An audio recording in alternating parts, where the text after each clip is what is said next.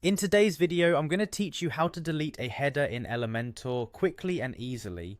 Whether you're looking to give your web page a fresh new look or just want to refine your design, this step-by-step guide will walk you through the entire process. Let's dive right in. First, you'll want to log into your WordPress site. Open your preferred browser, head over to your WordPress login page, and enter your credentials to access your dashboard. Once you're logged in, you'll find yourself at the WordPress admin dashboard. From here, look towards the left-hand side where you'll see a menu with various options. Next, click on Pages from the menu. This is where all the static pages of your WordPress site are listed, and we need to locate the specific page where your header is situated.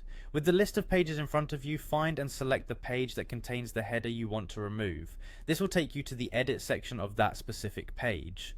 Once the page loads, you'll want to click on Edit with Elementor. Elementor is a powerful page builder that offers a range of tools to customize your website without needing to code. By choosing to edit with Elementor, you'll enter a drag and drop interface where managing your page's design becomes a much smoother experience. As the Elementor interface appears, direct your attention to the bottom left corner and click on the settings icon. This will open up a setting panel on the left side of your screen.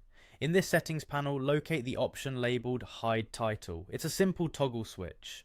Turn it to Yes to hide the header title from your page. Now let's address the layout of your page. Still in the settings panel, find the option called Page Layout. Here, you'll see several styles for your page. Go ahead and select Elementor Canvas. This selection ensures that your page layout adopts a canvas style, removing any pre-existing header or footer, allowing for a clean slate to work with your content.